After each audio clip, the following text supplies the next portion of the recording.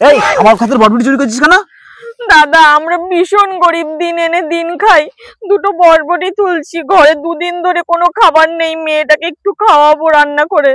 আহারে মেয়েটা খুব গরিব। আচ্ছা ঠিক আছে তুমি তোলো, কই তোলো তোলো, অসুবিধা নেই, তোলো। ঠিক আছে, যাও, হয়ে যাবে তো এতে? হ্যাঁ হয়ে যাবে। আচ্ছা যাও যাও। আহারে মেয়েটা খুব গরিব। দাদা একটু দুটো বক ফুল নি। বক ফুল নিবা? নাও নাও, অসুবিধা নেই, নাও। ঠিক আছে তাহলে বক ফুলও নিলাম। হ্যাঁ আচ্ছা ঠিক আছে, তুমি আবার এসো। হ্যাঁ ঠিক আছে, ঠিক আছে, যাও। আসি দাদা। আসেন। এই খেতে দাও। কি খেতে দেবো? বাড়ি থেকে কোনো বাজার আছে নাকি? যাও বাজার থেকে আগে বাজার করে নিয়ে আসো, তারপর খেতে দেবো। আচ্ছা ঠিক আছে। সবজি সবজি তাজা তাজা সবজি। দাদা সবজি নিয়ে যান, একদম ফ্রেশ সবজি আছে। আরে বকফুল কত? আরে 5টা 10 টাকা। দাও, দেন আপনার জন্য একটা বেশি দেব। আমাকে 10টা দিয়ে দাও, 10টা। ঠিক আছে 10টা দিয়ে দাও।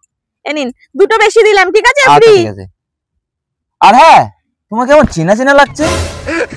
তুমি তো সেই মেয়েটা, আমার জমির বকফুল, আমার জমির বটবুড়ি, গরিব মানুষ বলে তুমি এই করছো, চিটিংবাজি কাজ করছো তুমি। দাদা ক্ষমা করে দিন, আর হবে না।